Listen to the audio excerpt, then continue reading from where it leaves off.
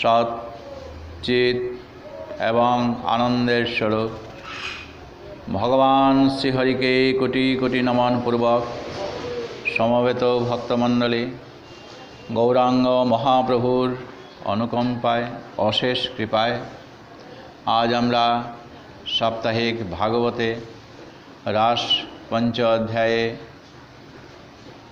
গোপীরা ভগবান শ্রীকৃষ্ণ অন্তর্ধ্যান হলে পরে তারা কিভাবে গীত গেয়ে যে ভগবানকে লাভ করেছিলেন সেই অংশটুকু আমরা পাঠে প্রবৃত্ত হচ্ছি। আপনারা আমাকে আশীর্বাদ করবেন আমি যেন কৃষ্ণ কথা বলতে পারি।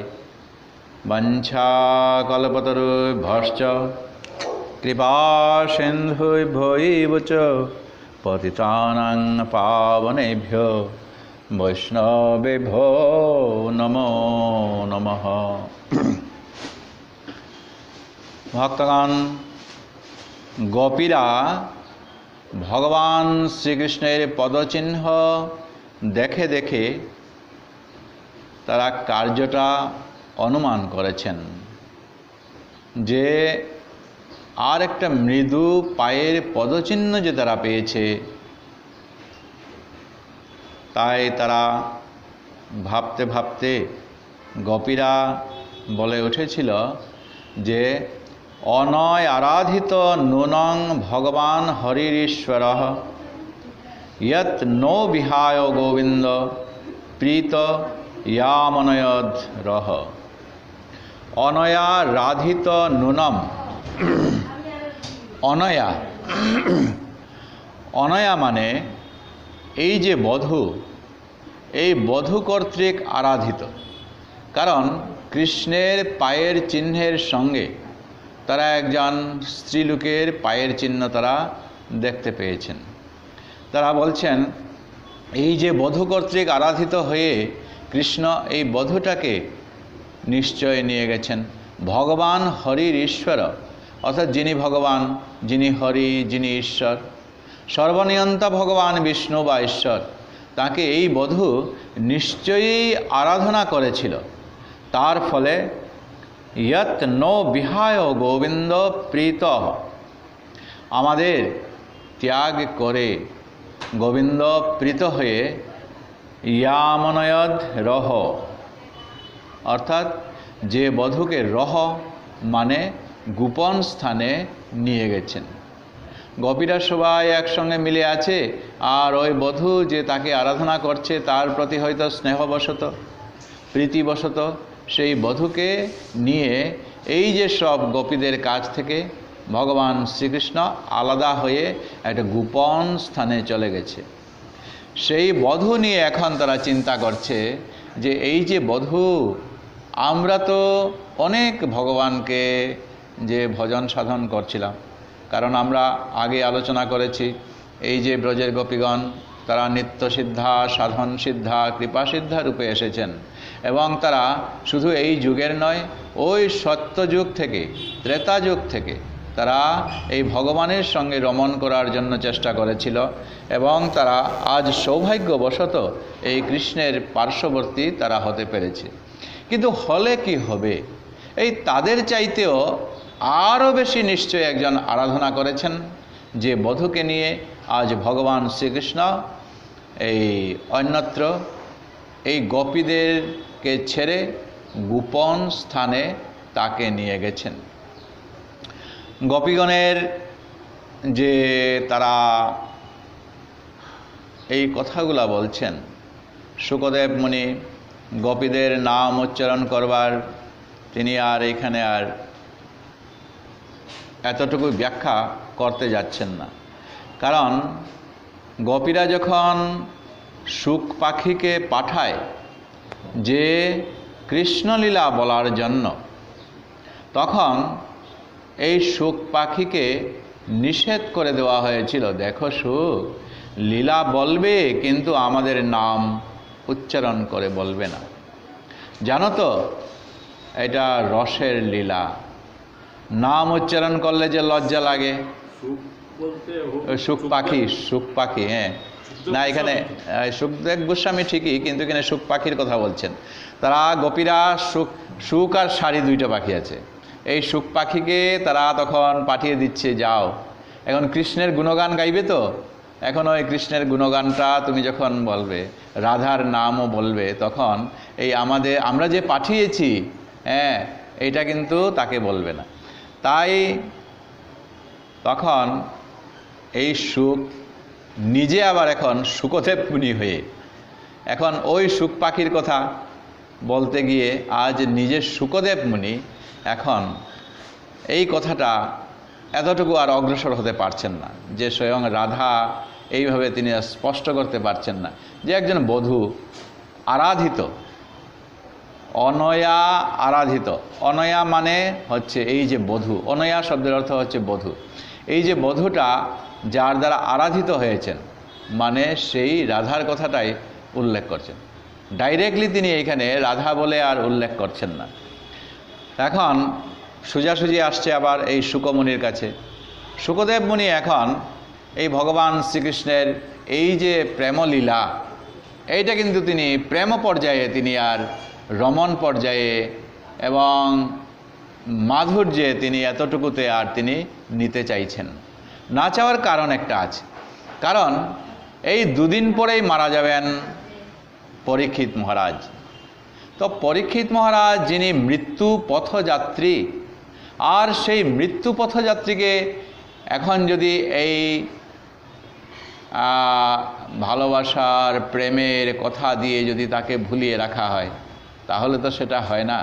তাহলে তার কর্তব্য শুকদেব মুনির কি? শুকদেব মুনির এখন এই মৃত্যু পথযাত্রীকে তাকে এমনভাবে নিতে হবে যে সেই ভগবান শ্রীকৃষ্ণের যে এত প্রেম এই ব্রজের গোপীদের কাছে আছে, এবং বিশেষ করে সেই শ্রীমতী রাধিকার কাছে যে এত প্রেম আছে, সেই প্রেমটা এত পবিত্র, সেইটাই তিনি আজ বলতে, প্রকাশ করতে তিনি চেষ্টা করছেন। কিন্তু রাধার নাম সর্বশ্রেষ্ঠ, গোপীদের মধ্যে তো সর্বশ্রেষ্ঠা হচ্ছেন শ্রীমতী রাধিকা। তার নাম যে এখন গর্ব সহকারে পরীক্ষিত মহারাজকে আজ বলতে চলছেন না, যাচ্ছেন না। কারণ এখন যদি হঠাৎ করে এই যে মৃত্যুপথযাত্রী সেই পরীক্ষিত মহারাজ যদি জিজ্ঞেস করেন এই রাধাকে, এখন রাধার বর্ণনা করতে গিয়ে আবার সম্পূর্ণরূপে আবার এই রাধিকার তার পরিচয় দিয়ে প্রেম পর্যায়ে নিয়ে আসতে হবে তাকে। কিন্তু পরীক্ষিত মহারাজ যে আর দুদিন পরেই তিনি মারা যাবেন, তার কাছে কি এমন সময়ে এরকম কথাগুলো সাজে? তাই তিনি এমন কৌশলে এই যে রাধার প্রেম মহিমা, সেটা আজ ভগবান শ্রীকৃষ্ণের কাছে যে তিনি প্রকাশ করছেন, সেটাই উল্লেখ করছেন। তো কীরকম করে হলো দেখছেন। অনয়া, অনয়া মানে হচ্ছে আমরা আগে বললাম বধূ, অর্থাৎ ভগবান হরি মানে কৃষ্ণ, ভগবান মানে ভগ, যার ঐশ্বর্য সমগ্র এই সব কিছু তার সম্পূর্ণ রূপেই যার কাছে আছে, ওই তার কাছে যিনি সমর্পিত হয়েছেন, সেই সমর্পিত সেই গোপী শুকদেব মুনি আজ সেই গোপীর কথা বলতে গিয়ে মনে মনে ভাবছেন, আমি তো এই রাধার কথা পরীক্ষিত মহারাজের কাছে বলবো না, কিন্তু এই যে রাধা ঠাকুরানীর নাম তো আমার অবশ্যতায় উচ্চারিত হয়ে যাচ্ছে। যতই বলি না কেন, অমুক অমুক অমুক অমুক বলতে বলতে তার নামটা যখন জানা আছে, তখন কোন ফাঁক দিয়ে আমরা তখন তার নামটা বলে ফেলি। ঠিক সেই রকম করে শুকদেব মুনি বলছেন যে আমি রাধার নামটা বলবো না, সত্য এরকম করে তিনি খুব হুঁশিয়ারে তিনি এই শ্রীমতী রাধিকার প্রেম মহিমা তিনি ব্যাখ্যা করছেন সত্য, কিন্তু কোন ফাঁক দিয়ে যে অনয় আরাধিত রাধার শব্দের সঙ্গে মিলিয়ে আরাধিত রাধা শব্দটা তিনি এখানে উচ্চারণ করে ফেলেছেন। অতএব এখানে কোন বধূ সেটা তিনি নির্ণয় করতে চাননি, কিন্তু প্রকারান্তরে তিনি বুঝাচ্ছেন এই রাধা ঠাকুরানী। তো এমন সময় এই যে আজ রাধারানী বলছেন ভগবান শ্রীকৃষ্ণকে যে কৃষ্ণ, তুমি যখন আমাকে নিয়ে চলেছ, এখন আমি তো আর চলতে পারছি না। তো এই কথার মানেটা কি? মানেটা হচ্ছে আমাকে কুলে করে, না হয়তো কাঁধে তোমার নিয়ে আমাকে চলো। আর কৃষ্ণ কি উত্তর দিয়েছেন? তিনি বলছেন যে এবমুক্ত প্রিয়মাহ স্কন্ধ আরুজ্যতামিতি। রাধা কর্তৃক এইভাবে যখন উচ্চারিত হয়ে গেল, কৃষ্ণের প্রতি এই আদেশ হলো, তখন কৃষ্ণ উত্তর দিলেন, তুমি ঠিক আছে, তুমি আমার কাঁধে উঠো। রাধারানী সরল মনে নিজের চরণখানা গোবিন্দের কাঁধে তুলে নিয়েছেন। আর যেই তুলতে গেছেন, তখন ব্যাসমুনি এই ভাগবত যে বর্ণনা করছেন, এইখান থেকে তিনি বলছেন, আইরে ওই যে একজন স্ত্রীলোক, তো রাধা তো স্ত্রীলোক, রাধা পুরুষ কৃষ্ণের চরণে, কৃষ্ণের গায়ে কি এরকম করে পা ফেলবে? আর এইভাবেই তো জয়দেব যখন তিনি গীতগোবিন্দ রচনা করছেন, তখন এই কাণ্ডটাই হয়েছিল যে তিনি মান করছেন, আর করতে করতে করতে করতে রাধারানী তিনি বলছেন যে এমন পর্যায়ে যে শ্রীমতী রাধারানীর আর কৃষ্ণের লীলা বর্ণনে এমন পর্যায়ে চলে গেছেন যে রাধারানীকে খুশামত অর্থাৎ খুশি করার জন্য শ্রীকৃষ্ণ তখন রাধারানীর পায়ে ধরতে বাধ্য হচ্ছেন। এছাড়া আর কৃষ্ণের আর অন্য কোনো গতি নেই। তখন গীতগোবিন্দের লেখক জয়দেব গোস্বামী লিখতে গিয়ে মনে মনে হঠাৎ তার ভাবল, আরে আমি যে একটা গ্রন্থ রচনা করতে চলেছি, যেটা যুগ যুগ পরে অন্য পাঠকগণ ভক্তবৃন্দ সব তারা পড়বেন, জানবেন, আর আমি যেটা লেখছি সেখানে একজন স্ত্রীলোক তার পায়ে ধরছেন একজন পুরুষ লোক, সেটা তো হতে পারে না বলে তিনি ওইখানেই স্থগিত রেখে তিনি স্নানে চলে গিয়েছিলেন। কিন্তু গোবিন্দ দেখছেন এই যে তার লীলা পূরণের জন্য যেই সেখানে তিনি স্নানে চলে গিয়েছেন জয়দেব, আর জয়দেবের মূর্তি ধারণ করে তিনি জয়দেবের যে স্ত্রী, তার নাম হচ্ছে পদ্মাবতী। পদ্মাবতী, ওই যে আমি একটা লেখছিলাম না, ওইটা খাতা কলম নিয়ে এসে তো হঠাৎ আমার একটা মনে হয়ে গেল বলে তিনি ওইখানে যে জয়দেব যে অংশটা পূরণ করেননি, স্থগিত রেখে গেছেন, সেখানে তিনি লিখে দিলেন। এরপর অগত্যা এই পদ্মাবতীর দ্বারা রচনা করা পাক ভোগ লাগানো হলো, গোবিন্দের ভোগ তিনি নিজেই গ্রহণ করলেন। গোবিন্দের সেবা স্ত্রী পদ্মাবতী দিলেন, তিনি অদৃশ্য হয়ে গেলেন, কেননা মূল জয়দেব তিনি এসে গেছেন। বলছেন, হ্যাঁ পাক শেষ হয়েছে, গোবিন্দ ভোগ লাগিয়েছে, বলছে তুমি একটু আগেই তো এই সব ভোগ গ্রহণ করলে, আর কি কথা যে তুমি খাতাটা চাইলে না, ওইখানে তুমি লেখলে। বলে কি কথা বলছো, দেখি তো দেখি। তো ওইখানে লেখা আছে, সর গরল খণ্ডনং মম শিরসি মন্ডনং দেহি পদপল্লব মুদারম। যে আজ ভগবান শ্রীকৃষ্ণ শ্রীমতীকে মান ভাঙানোর জন্য তিনি এমনকি এমন পর্যায়ে চলে গেছেন যে শ্রীমতী রাধিকার চরণে তিনি ধরেছেন, তার শির ভগবানের মাথা রাধারানীর কাছে তিনি ঠেকিয়েছেন। তো এইরকম করে যখন বর্ণনা করতে চলছেন, ব্যাসদেবেরও একই অবস্থা, যে রাধারানী একটা পুরুষ কৃষ্ণের কাছে এরকম পা ঠেকিয়ে এইভাবে চলছে। এখন রাধারানী যেইমাত্র এই অভিমানটা করেছেন, কৃষ্ণ তো তখন তাকে কাঁধে উঠাবেন সত্য, কিন্তু এমন পর্যায়ে এমনভাবে এই শ্রীমতী রাধিকাকে রেখে তিনি তখন হঠাৎ করে কোথায় উধাও হয়ে গেছেন। এখন রাধারানী কৃষ্ণহারা ব্যাকুল হয়ে গেছেন, আর কৃষ্ণ তাকে তো আর তিনি খুঁজে পাচ্ছেন না। কৃষ্ণ কাছে থাকলে মান অভিমান আদর প্রণয় এগুলো চলতো, তো সব চলে গেল। কৃষ্ণহারা হলে তো বিপদ, তাই কৃষ্ণহারা হয়ে ব্যাকুল হয়ে রাধারানী বিলাপ করতে করতে মূর্ছিত হয়ে পড়েছেন। হা নাথ রমণ প্রেষ্ঠ কাশী কাশী মহাভুজ দস্যস্তে কৃপণয়া মে সখে দর্শয় সন্নিধিম। হে নাথ, হে রমন প্রেষ্ঠ, হে কাশী, কাশী মানে তুমি কোথায় কোথায়, মহাভুজ, তোমার ভুজ অর্থাৎ বাহু দিয়ে যে আমাকে আলিঙ্গন করে তুমি আমাকে কাঁধে উঠাতে চলে গিয়েছিলে, দাস্য অস্তে আমাকে দাস রূপে, কৃপণয়া মে সখে, কৃপা করে দর্শয় সন্নিধিম, তোমার নিকটে আমাকে নিয়ে যাও।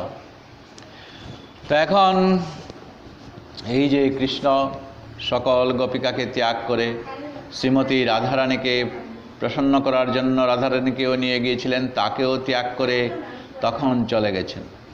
তিনি তো পুরুষোত্তম, তার আবার ক্ষমতা নেই কি তিনি সবই ত্যাগ করতে পারেন? এত যে শ্রীমতী রাধারানী দেহ মন প্রাণ উজাড় করে শ্রীকৃষ্ণকে ভালোবেসেছিল, তো এইটাও তখন ওই তার ত্যাগ তিনি করে দিয়েছেন। তো কি হবে? তত্ত্বের উপরে এখন রস বসে আছে। এই যে রাসলীলা, এটা যে আমরা বর্ণনা করতে চলেছি, যে মূল রসটা কি? এই যে মাধুর্য গোপীদের এবং শ্রীমতী রাধিকার শ্রীকৃষ্ণের প্রতি যে এত প্রেম মাধুর্য, সেটা এখানে প্রস্ফুটিত হয়ে উঠেছে। তারা গোবিন্দকে ছেড়ে তারা আর থাকতে পারছে না। তাই এই রস মর্যাদা গোপ বালকগণ যেমন কৃষ্ণকে যখন পেয়েছিল তখন কৃষ্ণকে গরু সাজিয়েছিল, আর তাকে ওই নিচে রেখে কৃষ্ণের উপরে পিঠে তারা এইভাবে চড়ে খেলা তারা করছিল।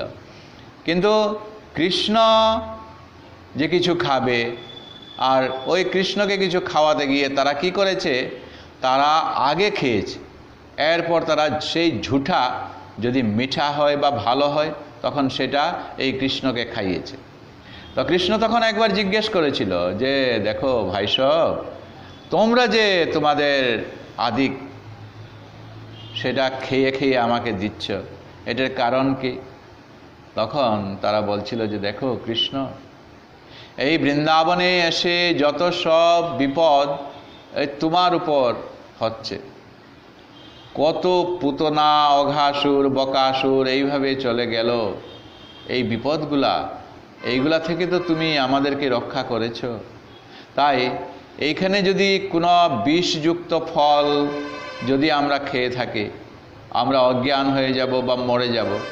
তো তুমি তো আছো, তুমি আমাদেরকে রক্ষা করতে পারো, কিন্তু তুমি যদি আগে খেয়ে ফেলো, তুমি যদি মরে যাও, আরে তুমি যেরকম করে আমাদেরকে বাঁচাও ঠিক সেই রকম তো আমরা তোমাকে বাঁচাতে পারবো না।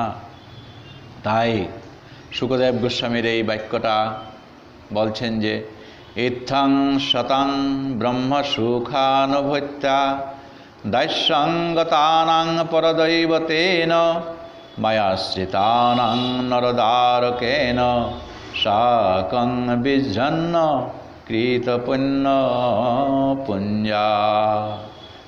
এই বালকগণ বলছেন তেন শাকং, তার সঙ্গে বলছেন বিজর্হু খেলা করছে। কোন বালকগণ? কৃত পুণ্য পুঞ্জা এখানে বলছেন, অর্থাৎ পুণ্যের পুঞ্জ যারা তৈরি করেছে। এই যে ব্রজের গোপবালক, তারাও কি এই ভগবানের সঙ্গে তারা মিলতে চেয়েছিল। যখন পৃথিবী দেবী কংসের অত্যাচারে গাভীরূপ ধারণ করে ব্রহ্মার কাছে গিয়েছিল, ব্রহ্মা বলছেন আমি তো সৃষ্টি কেবল করি কিন্তু রক্ষা করতে পারি না, চলো আমরা ক্ষীরোদশায়ী ভগবানের কাছে যাই। গিয়ে সব দেবতাগণ যখন ভগবানকে তারা আহ্বান জানালো, তখন ভগবান বলছিলেন যে চলো ওই দ্বাপর যুগে তোমরা সেইখানে গিয়ে সবাই গোপী হয়ে জন্মগ্রহণ করো। সেখানে আমরা এই যে বৃন্দাবনের যে সমস্ত নিত্য লীলা চলছে তা কল্পকালে আমরা সেখানে প্রকাশ করব। তো পুরুষগণ গোপবালক হয়ে জন্মগ্রহণ করল আর রমণীগণ তারা তখন গোপী হয়ে সেখানে জন্মগ্রহণ করেছিল।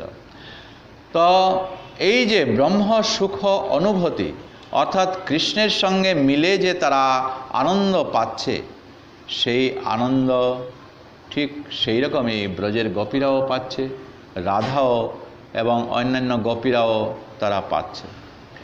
আজ রাধাকে ত্যাগ করে কৃষ্ণের যাবার ক্ষমতা আছে, তা কৃষ্ণই একমাত্র জানেন। কেননা এই সব যে ভগবান শ্রীকৃষ্ণকে চান, প্রত্যেককেই তিনি ভক্ত মনে করেন। কিন্তু এই যে ভক্তের একটা আকাঙ্ক্ষা, ভক্তের আকাঙ্ক্ষা কি সবসময় ভগবানকে তারা পেতে চায়, এবং ভগবান ভক্তের কাছে তিনি এই যে ব্রজের গোপীগণ তারা এক একজন ভক্ত, তাই এই ভক্তের কাছে তিনি কিন্তু পরাধীন। তিনি যদিও তাদেরকে ফেলে চলে গিয়েছেন, তথাপিও ওই যে গীতায় উল্লেখ করছিল, অহং ভক্ত পরাধীন হি এশ্বতন্ত্র ইব দ্বিজ সাধুবীরগ্রস্ত হৃদয় ভক্তর ভক্ত জনপ্রিয়। বৈকুণ্ঠনাথ নারায়ণ দুর্বাসা ঋষিকে বলেছেন অম্বরীশ উপাখ্যানের কথা, যে আমি ভক্তের অধীন, আমি ভক্ত পরাধীন। কি বলছেন?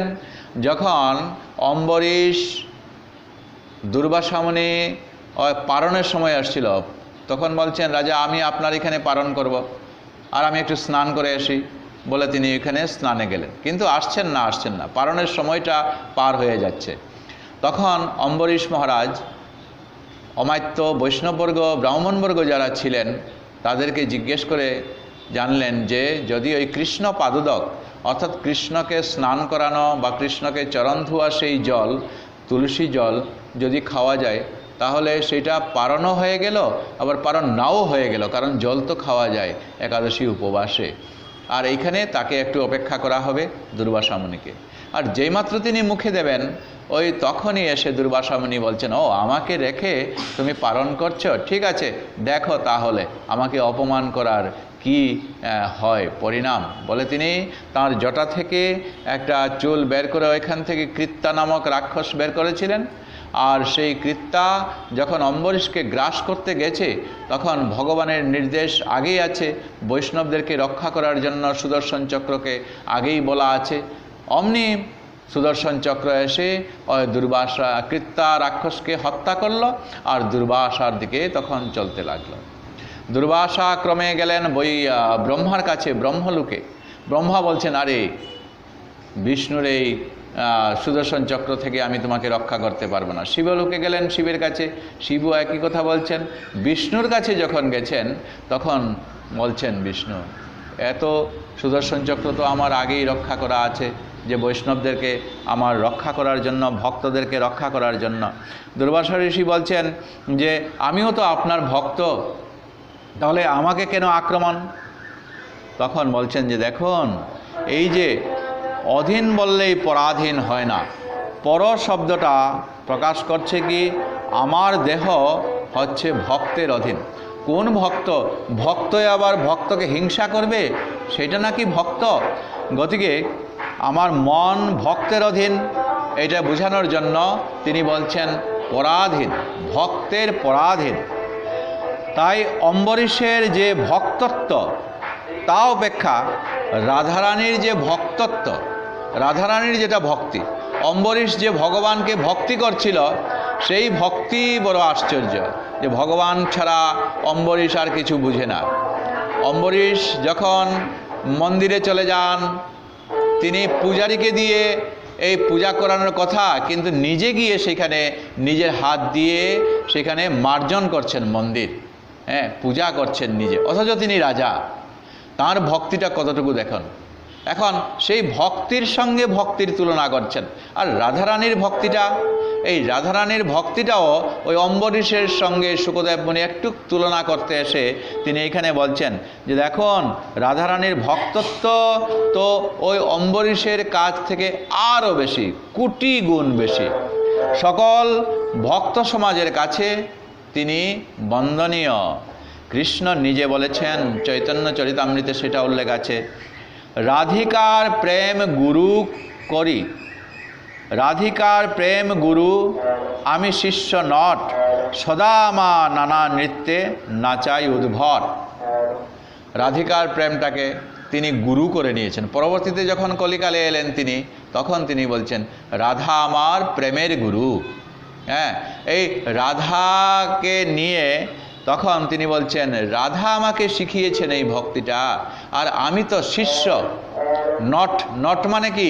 ওই যে নাটক যারা করে তাদেরকে বলা হয় নট। আর সদা আমি নানা নৃত্যে নাচি উদ্ভট। উদ্ভট্ট, উদ্ভট্ট নৃত্য কীরকম?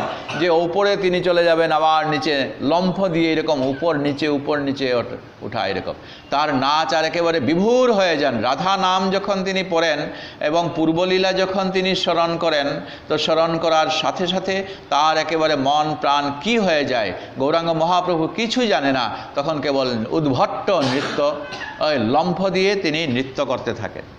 রাধা যে কৃষ্ণের প্রতি অনুরাগ পোষণ করেন, সে অনুরাগের নামটাই হচ্ছে প্রেম। তাকে কৃষ্ণ গুরু বলে স্বীকার করেছেন। রাধিকা যখন প্রথম কৃষ্ণের নামটা শুনেছেন, নামটা শোনার পর এই যে কৃষ্ণ নামটা শুনেছে, যে এটা হাতি না ঘোড়া না কি, এটা কৃষ্ণ সম্পর্কে রাধার কোনো জ্ঞান নেই, কিন্তু এই কৃষ্ণ নামটাই যখন শুনেছে তখন তার মনে কি কি একটা পীড়া দিয়েছে। সই কেবা শুনাইল শ্যাম নাম, কানেরও ভিতর দিয়া মরমে পশিল গো, আকুল করিল মোর প্রাণ। এই কৃষ্ণ নামটা শুনেই রাধারানী একেবারে ব্যাকুল হয়ে গেছেন। তাই এখন ওই অম্বরীশ রাজার ভক্তি আর রাধারানীর ভক্তির সঙ্গে এখন তুলনা করছেন। দেখো প্রেম সেই সঙ্গে আছে। প্রেম জিনিসটা কি? যে সর্বত্র যাকে তিনি প্রেম নিবেদন করছেন সে যেন সর্বত্র ভালো হয়ে থাকে, সুখী হয়ে থাকে, সেইটাই তিনি চাইছেন শ্রীমতী রাধিকা। তাই বলে ভগবান ভক্তের এমন করে অধীন হবেন, কেন হবেন না? ভক্ত যে চোখের জল ফেলে ফেলে সমস্ত জগতের দুঃখ দারিদ্র্য মায়ার লাঞ্ছনা, রাজকীয় লাঞ্ছনা, ইন্দ্রিয়গণের লাঞ্ছনা, স্ত্রী পুত্রের লাঞ্ছনা সমস্ত সহ্য করে যে গোবিন্দকে ডাকতে পেরেছে যে ভক্ত, তার জন্য ভগবান কেন চাইবেন না? তিনি এই ভক্তের জন্যই তো তিনি আজ গোবিন্দ সব সময় অপেক্ষা করে আছেন। তো এর মূল্য কে দেবেন? এই যে ভক্ত, যে তার দেহ মন প্রাণ উজাড় করে একেবারে গোবিন্দের কাছে সমস্ত উজাড় করে ফেলে দিয়েছেন, কে দেবেন? কে জানে? সবাই তো বলবে পাগল হয়ে গেছে। অন্যের কাছে এই ভক্ত হয়তো পাগল হতে পারে, কিন্তু গোবিন্দের কাছে কি? গোবিন্দ তিনি নিজেকেও বিকিয়ে দিয়েছেন এই ভক্তের কাছে। গোবিন্দ তার ভক্তির প্রতিদান যদি দিতে হয়, তাহলে তিনি কি বলছেন? ये यथा मां प्रपद्यन्ते तां तथैव भजामि अहम्। এই বাক্য বলছেন, যে যেভাবে আমাকে ভজনা করে সে সেইভাবেই তো আমাকে পাবে। সে যদি বাৎসল্য রসে আমাকে চায়, সে যদি অন্যভাবে চায়, যেইভাবেই চাওক না কেন সে আমাকে ওইভাবেই পাবে। তাই কায় মনোবাক্যে যদি ভক্তের অধীন হন, তবে রাধার কাছে তো আর কোনো কথাই নেই। ভক্তের কাছে ভগবান তিনি অগ্রসর হচ্ছেন এতটুকু। তাই রাধারানীর কাছে আর কি কথা থাকবে? রাধারানী যে এত মন প্রাণ কৃষ্ণের কাছে তিনি সমর্পণ করেছেন। ভক্ত চূড়ামণি রাধারানী তার ভক্তি সাম্রাজ্যের সাম্রাজ্ঞী, আর জগতের সমস্ত ভক্ত তার প্রজা। এই রাধারানীকে নিয়েই আমাদের পরবর্তী ভক্তির যে বদান্যতা, সেটা আমরা রাধারানীর মাধ্যমে আমরা শিখতে হবে। নিত্যানন্দকে ধরতে হবে, যাতে আমরা গৌরাঙ্গ মহাপ্রভুর কৃপা পাই। গৌরাঙ্গ মহাপ্রভু নিয়ে যাবেন, তার পূর্ব লীলা যখন স্মরণ হবে তখন রাধারানীকে তিনি স্মরণ করিয়ে দেবেন, আর রাধারানী তখন ওই গোবিন্দের কাছে নিয়ে যাবেন। ভক্তের এইরকম ক্রম স্তর এইভাবে নিয়ে যাচ্ছে। রস মর্যাদা, প্রেম মর্যাদা, ভক্ত মর্যাদা, এই যে পরম ব্রহ্মত্ব, এইভাবে স্তরে স্তরে ভক্তকে নিয়ে যাচ্ছে। তার উপরে হচ্ছে মধুর রস। এই যে মধুর রস, আজ কৃষ্ণকে ছাড়া তারা থাকতে পারে না। কৃষ্ণ যদি তাদের চোখের বাইরে, কৃষ্ণ গন্ধ তারা সব সময় পেতে চান, কৃষ্ণের কথা বলে আনন্দ পেতে চান, কৃষ্ণের লীলা স্মরণ করে তারা আনন্দ পেতে চান। এইভাবেই তার মধ্যে সর্বশ্রেষ্ঠ এই ভাবনা। আর এই গোপীদের কাছ থেকে সর্বশ্রেষ্ঠ বৃষভানু নন্দিনী শ্রীমতী রাধিকা। গোবিন্দ নিজেকে সমর্পণ করে দিয়েছেন। এ হলো তত্ত্ব, যতই থাক না কেন এই তত্ত্বের উপরে রসমর্যাদার এইরকম স্থিতি হয়ে গেছে শ্রীমতী রাধিকা। তো আনন্দ সাগরে চলতে চলতে রাধারানীর হঠাৎ এখন খেয়াল হলো যে আমি গোকুলের সর্বশ্রেষ্ঠা রমণী, সর্বশ্রেষ্ঠ যে হয় তার কি এই প্রকার কার্য করা উচিত? কোন প্রকার? না, এই যে ব্রজের গোপী যারা ছিল সকলকে বঞ্চিত করে আমি একা কৃষ্ণকে ভোগ করতে চলেছি, একই আমার শ্রেষ্ঠত্বের লক্ষণ। আমি শ্রেষ্ঠ হতে পারি, কিন্তু সকলে যেমন কৃষ্ণ বিরহে কাঁদছে, কৃষ্ণ বলে কাঁদছে, আমিও যদি তেমনি করে বিরহ যন্ত্রণায় কাঁদি তবে আমার শ্রেষ্ঠ হওয়া সার্থক হবে। হ্যাঁ, যে এই সংসারের মধ্যে আমরা বড়লোক বড়লোক বলে ভাবি। বড়লোকত্ব কোনখানে? বড়লোকত্ব কি? বড়লোকত্ব অন্যদের লোকদের কাছ থেকে সরে গিয়ে কেবল আমার হামভরা ভাব, এটা কি দেখানো? না, অন্য সকলের সঙ্গে থেকে সমাজগতভাবে মিলিত হয়ে যে সমাজকে উন্নতির শিখরে নিয়ে যাওয়া, সেটাই না আনন্দ।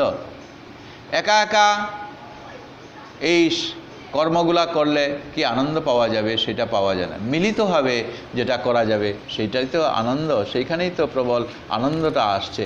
আজ শ্রীমতী রাধারানী বলছেন যে কৃষ্ণকে আজ আমি ভজনা করছি সত্য, এই কৃষ্ণকে যে আমি একাই পেয়ে গেলাম, এই একা পাওয়াতেই কি আমার আনন্দ আসল শ্রেষ্ঠ হবে? এটা তো কখনো হতে পারে না। যে যখন ভগবান শ্রীকৃষ্ণকে অর্জুন বলছিলেন, যখন কৌরব পক্ষ পাণ্ডব পক্ষ দুপক্ষের সামনাসামনি দাঁড়িয়েছে, তখন কৃষ্ণকে বলেছিলেন আমার রথটা মাঝখানে নিয়ে যাও, দুপক্ষের মাঝখানে, কার কার সঙ্গে আমি যুদ্ধ করব। তখন এই নিজ নিজ নিকটাত্মীয় সমস্ত কুটুম্ব আদি, পিতামহ গুরু দ্রোণাচার্য আদিদেরকে দেখে তিনি বলছিলেন আমি আর যুদ্ধ করব না। কারণ কিং ন রাজ্যেন গোবিন্দ কিং ভূগৈর জীবিতেন বা, এই যে যুদ্ধটা করে আমরা জয় হয়ে যাব, জয় হওয়ার পর তো বিজয় উৎসব আমরা করব, এখন সিংহাসন আমরা পাবো, আনন্দ স্ফূর্তি করব। আজ যেখানে আনন্দ স্ফূর্তি করব সেখানে কারা কারা থাকবে? এই আমরা পঞ্চপাণ্ডব থাকলাম, আর বাকি তো অষ্টাদশ অক্ষৌহিনী সবাই মারা গেল। নিজে একা একা কি আনন্দ করা যায়? নিকট আত্মীয় কুটুম্ব জ্ঞাতিবর্গ বংশ আদি থাকলে সবাই মিলিতভাবে যখন আমরা আনন্দ স্ফূর্তি করব, সেইটাই না আনন্দ। তাই তিনি বলছিলেন এই রাজ্য আমাদের লাভ কি, এই হস্তিনার রাজমুকুট আমাদের লাভ কি, এটা আমি চাই না বলে তিনি সেখানে বলছিলেন। আজ সেই শ্রীমতী রাধিকাও একই কথা বলছেন যে আমি একাকী যদি শ্রীকৃষ্ণকে পাওয়ার পর যে আমার আনন্দ, সেই আনন্দে কি সবে মিলি যদি আমরা এই গোবিন্দকে নিয়ে যদি আমরা আনন্দ স্ফূর্তি করি, এই যে একা একা যদি আমরা বসে এখানে পাঠ করি, একা একা যদি আমরা কীর্তনটা করি, এটা তো আনন্দ প্রকৃত বেজে ওঠে না। সম্যক কীর্তন অর্থাৎ মিলিতভাবে যেটা কীর্তন, ওইটাকেই বলছেন সংকীর্তন। মিলিতভাবে কীর্তনটাকেই বলছেন সংকীর্তন। তো মিলিতভাবে যেটা আনন্দ পাওয়া যাবে, এই যে ভাগবত পাঠ আমরা শ্রবণ করছি, এই যদি একা একা বসে এখানে গুনগুন করে যদি গায়, এটাতে আনন্দ আর সেখানে থাকে। যদি এটা বিনিময় হয়ে যায়, একজন বলবেন আরেকজন শ্রদ্ধা সহকারে মন দিয়ে শ্রবণ করবেন, তখন এই যে বিনিময়, এই বিনিময়ের মধ্যেই তো আনন্দ। এই লোক বাইরে পড়ে আছে, কিন্তু কয়েকজন মিলে আমরা এই ভগবানের কথাগুলো আমরা আলোচনা করছি, শ্রদ্ধা সহকারে সেইগুলো আমরা শ্রবণ করছি, ওই এতেই না আনন্দ।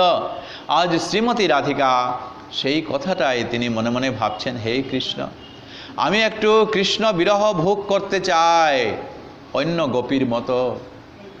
অন্য গোপীরা কি হয়েছে? কৃষ্ণ হারা হয়ে গেছে, কৃষ্ণকে তারা হারিয়েছে।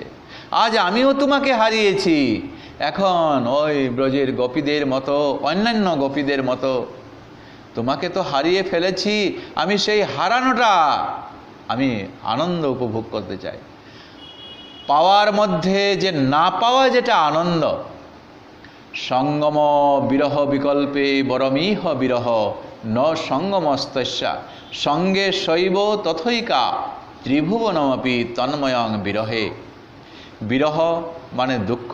এই দুঃখগুলার মধ্যে যে না পাওয়ার যেটা দুঃখ, না পাওয়ার মধ্যে দুঃখের মধ্যে কি হয় যে হঠাৎ কোনো আত্মীয় স্বজনকে যদি আমরা স্মরণ করি, একটা শব্দ, একটা গলার আওয়াজ পেলে তখন মনে হবে কি, ও ওই গলার আওয়াজের মতো মনে হচ্ছে উনি বোধহয়, দরজা বন্ধ করে আছি, খটখট হচ্ছে, ও বোধহয় এসে গেলেন, এইরকম। অর্থাৎ ত্রিভুবনমপি তন্ময়ং বিরহ, ত্রিভুবনের মধ্যেই যাকে আমরা খুঁজছি তাকে যেন আমরা খুঁজে পাচ্ছি এই বিরহের মধ্যে। তাই আজ শ্রীমতী রাধিকাও বলছেন যে ব্রজের গোপীরা সবাই যেভাবে কৃষ্ণ তোমাকে হারিয়েছে, আমিও হারিয়ে ফেলেছি সত্য, এবং এই বিরহটাই তো আমি এখন চাইছি। হারিয়ে ফেলেছি, হারানিধি তুমি, আজ সেই রকম করে। একথা তো আর কৃষ্ণ তো নাই, কৃষ্ণকে বলা যায় না। তাই মনে রেখে রাধারানী বলছেন যে আমি আর চলতে পারছি না, যে তুমি আমাকে বয়ে নিয়ে যাচ্ছিলে, আমাকে হাতছাড়া করেছ, ঠিক আছে চলে যাও। এদিকে কৃষ্ণ তো রাধারানীকে ছেড়ে চলে গেছেন।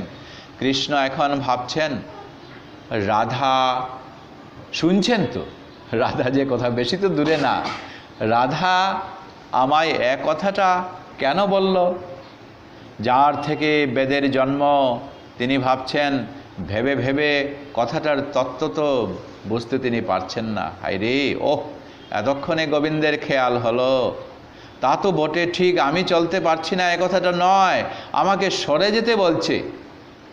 যে শ্রীমতী রাধিকা, যে নাকি কৃষ্ণের নামে কৃষ্ণ কলঙ্কিনী খুঁটা পেয়েছেন, কৃষ্ণ কলঙ্কিনী নাম পেয়েছেন, আর সেই কৃষ্ণ ছাড়া তিনি থাকতে পারেন না, সেই শ্রীমতী রাধিকা আজ বলছেন, কৃষ্ণ তুমি চলে যাও, তোমার কাছ থেকে আমি সরে থাকি। আমাকে সরে যেতে বলছে, ঠিক আছে।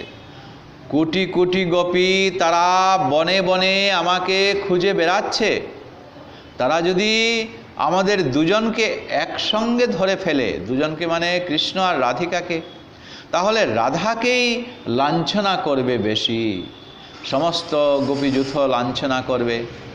যত দুষ্টা তখন রাধারানীর উপরে চলে যাবে, কেননা হয়তো বলবে যে কৃষ্ণকে ফুসলিয়ে রাধারানী এইখানে আলাদাভাবে নিয়ে গেছে, তোমারই চালাকি, গোবিন্দ নিয়ে সরে গেছ, রাধা ঠিক করেছ। তো এইভাবে এখন শ্রীমতী রাধিকা বলছেন যে আমাকেও সরে যেতে। তাহলে কি হবে?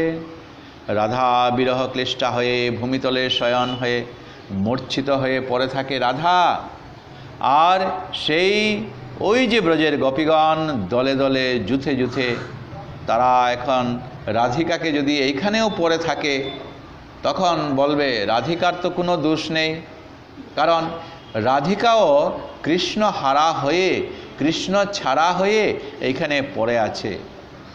তাই তাকেও আমাদের মতো অনাথ করে চলে গেছে সেই ধূর্ত, সেই লম্পট, সেই শট, সেই দুষ্ট। সব দুষ্টায় আমার উপর ফেলবে, সব দোষের দোষী আমি মাথা পেতে নেব, রাধা আমার সুস্থ থাক, এইটাই গোবিন্দের চিন্তা। তাই রাধাকে বলছেন চালাকি করে যে আমার কাঁধে উঠো, তিনি আগে বলছিলেন, আর বলছেন না, তিনি ওইখান থেকে রাধা মান করেছেন যে আমাকে কাঁধে করে নিয়ে যাও, ওই তখন তাকে ওইখান থেকে ফেলে চলে। গোপী যূথ খুঁজতে খুঁজতে এসে সমস্ত গোপীরা ভগবান শ্রীকৃষ্ণ এবং তারা টের পেয়ে গেছে শ্রীমতী রাধিকা কৃষ্ণের সঙ্গে গেছেন। তারা খুঁজতে খুঁজতে হঠাৎ করে এসে দেখে যে সেই মূর্ছিতা রাধাকে এইখানে পড়ে আছে। এখন এক পক্ষ রাধারানীর, আরেক বিপক্ষ ছিল যেমন চন্দ্রাবলীর পক্ষ, সবসময় তারা রাধারানীর বিপক্ষ। তারা দুই পক্ষই এক পক্ষ হয়ে স্বপক্ষ তাড়াতাড়ি হয়ে এসে দেখে যে জল বাতাস দিয়ে নানা যত্ন করে চৈতন্য সম্পাদন করতে চাইছে শ্রীমতী রাধারানীকে। তারা বলছে, প্রিয় সখী রাধিকে, ব্যাপারটা কি? চন্দ্রাবলী সেও তাড়াতাড়ি তখন রাধিকার কাছে এসেছে, এসে বলছে যে দেখো, এইটা তো রাধা, উঠো জাগো, তারই কাজ, এর কোনো দোষ নেই। সেইটাই, ওই যে দুষ্টটা, ওই নাগরী আমাদের খারাপ। চন্দ্রাবলী বলছে, তোকেও এই দশা করে গেছে, আমাদের তো ছেড়ে ছেড়ে চলে গেছে ঠিক আছে, কিন্তু তোমাকেও এইভাবে ছেড়ে চলে গেছে। এইভাবে চন্দ্রাবলী তখন এই শাড়ির আঁচল দিয়ে শ্রীমতী রাধারানীর মুখের উপর বাতাস দিয়ে তাকে জ্ঞান আনার চেষ্টা করছে, চৈতন্য সম্পাদন করার চেষ্টা করছে, আর পাশে থাকা জল নিয়ে ছিটিয়ে ওই শ্রীমতী রাধারানীর মুখের মধ্যে তারা ঝাপটা দিচ্ছে। তো এইভাবে চন্দ্রাবলী জানে, কৃষ্ণ যদি আমরা কখনো না পাই তাহলে রাধা বাঁচবে না, তাই কৃষ্ণকে পেতে হবে আমাদের জন্য কৃষ্ণ কখনো আসবেন না। এবং চন্দ্রাবলী জানে, তাই রাধাকে চেতন করবার চেষ্টা করছে। চেতন যখন হলো শ্রীমতী রাধিকার, তখন সখী এ কি ব্যাপার বলছে। তখন ভাগবতে শুকদেব মুনি এই জায়গায় বলছেন শ্লোকে, তয়া কথিতম আকর্ণ মান প্রাপ্তিঞ্চ মাধবাৎ অবমানঞ্চ দৌরত্তদ বিস্ময়ং পরমং যজো। তয়া কথিতম আকর্ণ্য মান প্রাপ্তিঞ্চ মাধবাৎ।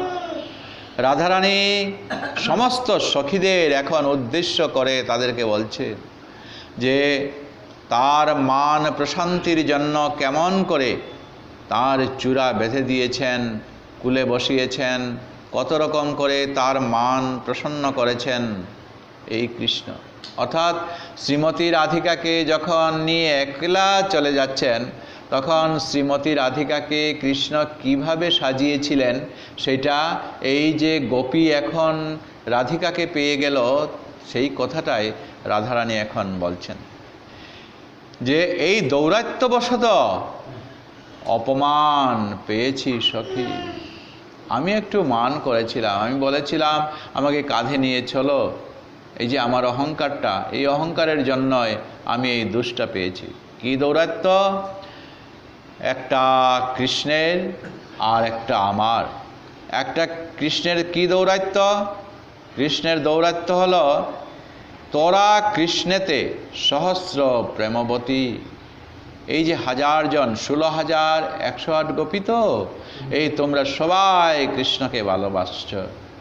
তোদের প্রেমের এই শ্রীকৃষ্ণের প্রতি আর তুলনা নেই, তাই সেই তোদের সকলকে পরিত্যাগ করে সে আমায় নিয়ে এলো, এটা তার দৌরাত্ম্য। আর আমার দৌরাত্ম্যের অবমাননা ভোগ করছি। আমার দৌরাত্ম্য কি? যে আমার হচ্ছে কি, আমি আর চলতে পারছি না বলছে। কৃষ্ণ আমাকে নিয়ে যাচ্ছে, আমার অভিমানটা কি? আরও কৃষ্ণের সঙ্গ পেতে যাচ্ছি। বলছিলাম আমি আর চলতে পারছি না, সমস্ত দেহ মন তা কৃষ্ণের কাছে আমি ছেড়ে দিয়েছিলাম এবং আমাকে বয়ে নিয়ে চলো, এইখানেই ছিল আমার দোষ। তো কৃষ্ণ এইটা শুনেই আমাকে পরিত্যাগ করে চলে গেছেন। তার মতো ব্যক্তিকে কি আমার এইরকম করে বলা উচিত ছিল? তো এইখানে যে কথাটা গোপীরা বলছে, কি করা যায় এখন? কৃষ্ণ তোমাকেও ছেড়ে চলে গেছে, আমরা সব কৃষ্ণ হারা হয়ে গেলাম। সমস্ত বনে চন্দ্রের জ্যোৎস্নায় আলোকিত হয়ে আছে, কিন্তু বন তো অন্ধকার, গাছের আড়ালে আড়ালে তো অন্ধকার হয়ে আছে। ঘন বনে জ্যোৎস্না তো যায় না। যখন ঘন বনে কিছু দেখা যাচ্ছে না, তখন গোপীরা ফিরে এলো সেখান থেকে। তারা ভাবে আমরা যত অন্বেষণ করব কৃষ্ণ তত লুকিয়ে থাকবে। আর বলছে কি, সখী দেখো, তোমরা একে অন্যকে বলছে, কেউ হয়তো বলছে যে একটা আমরা ভুল করে ফেলছি, অন্ধকারে কালো মানুষকে তো চেনা যায় না। কৃষ্ণের বর্ণটা কীরকম? কৃষ্ণের রং তো কালো, আর অন্ধকারটাও কালো। এই কালোয় কালোয় মিশে এই কালা কৃষ্ণকে তো আর এখন আর চেনা যাবে না। তাই ঘন অন্ধকার, চাঁদের জ্যোৎস্না ঢুকছে না, আবার ঘন অন্ধকার, ঘন শ্যাম। সেই শ্যামসুন্দরকে আমরা পাবো কি করে? আর রাত্রিটাও আবার কালো, সেও কালো। কালোয় কালোয় কালো বাঘ আমাদেরকে আক্রমণ করতে এসছে। কালো বাঘের ভয় হয়েছে সুখময় বৃন্দাবনে। এখন সর্বত্র কালো হয়ে গেছে। সে যে মিলেমিশে থাকবে, লুকিয়ে থাকবে, তার তো লুকানোর খুব সুযোগ। অন্ধকারের সঙ্গে মিশবে, এই কালোটার সঙ্গে মিশবে, যত্রতত্র যেখানে যাবে সেখানেই সে কালো পাবে, তার মিশ হয়ে যাবে, আমরা দেখতে পারবো না। তো কেন তোরা আজ খুঁজতে যাচ্ছিস? খুঁজে এইরকম করে পাবে না, পরামর্শ করছে। সে যদি লুকিয়ে থাকে তাহলে আমাদের অন্বেষণটা তাকে চঞ্চল করবে, অতএব তার কষ্ট হবে। কষ্ট তাকে দিস না, চলো আমরা ফিরে যাই। এখন আর আমরা তাকে খুঁজবো না, কত আর খুঁজবো? এইরকম তারা কৃষ্ণ প্রাপ্তির উপায় এখন চিন্তা করতে লাগলো। এত খুঁজি, এত তাকে ডাকি, সাড়া তো দেয় না। কী রকম করলে, কিভাবে তাকে পাওয়া যায়? এই যমুনা পুলিনে প্রথম তাদের সাথে কৃষ্ণ মিলন যখন হয়েছিল, তখন এই যমুনা পুলিনে আজ তারা ফিরে এসেছে। যমুনা পুলিন কি? যমুনা নদীটা। আর যমুনা নদীর সামনে আছে বনটা, ওই বনটাকে বলছে পুলিন, পুলিন বন। আর এটা হচ্ছে যমুনা নদী। একদিকে পুলিন বন আর আরেকদিকে যমুনা নদী। তো একসঙ্গে এইটাকে দুটাকে মিলিয়ে বলছে যমুনা পুলিন। এবং এই নদীটাকে, যমুনাটাকে কালিন্দীও বলা হয়। কালিন্দী, যমুনার জলটা কালো বলে তার নামটা আরেকটা হচ্ছে কালিন্দী। কালিন্দী পুলিন বন বলা হয়। তা বলছে দেখো, বনে বনে কৃষ্ণ খুঁজা, এটা এখন আমরা আর পারবো না। গোপীরা বলছে এখন কৃষ্ণ পাদপদ্মের চিন্তা আমরা করি, তাকে স্মরণ করি। এই কৃষ্ণের পাদপদ্মের কষ্ট, যে কত কষ্ট হচ্ছে, আমরা যত খুঁজব কৃষ্ণ তত লুকাবার জন্য বারবার দৌড়ে যাবে, তার কষ্ট হবে। এইরকম গোপীদের ভাবনা। তাই তারা বলল, চলো আমরা যমুনা পুলিনে আবার ফিরে যাই। যমুনা পুলিনে কেন ফিরে যাব? কারণ তার সাথে তো আমাদের মিলন হয়েছে যমুনা পুলিনে। যখন আমরা প্রথম মিলেছি এবং তার সঙ্গে দেহমন প্রাণ উজাড় করে যখন আমরা মিলেছি, আমাদের এই সর্বদেহটা কৃষ্ণের কাছে ত্যাগ করেছিলাম। কখন? যখন তারা কাপড় চোপড়গুলা নদীর পাশে রেখে তারা জলকেলি করতে নেমেছিল, কৃষ্ণ এসে সেইগুলা কদম্ব বৃক্ষে সব উঠিয়েছে।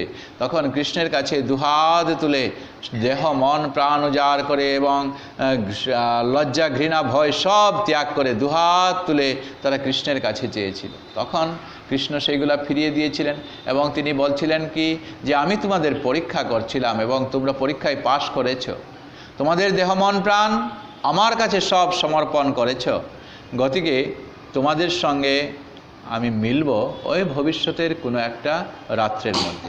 তিনি তো সেইখানে আমাদের কথা দিয়েছিলেন। তাই আমরা এইদিকে সেইদিকে বনে জঙ্গলে আমরা যত্রতত্র ঘুরে তাকে আর খুঁজতে যাব না। ওই কৃষ্ণ যেখানে আমাদের কথা দিয়েছিলেন ওই সেইখানেই চলো।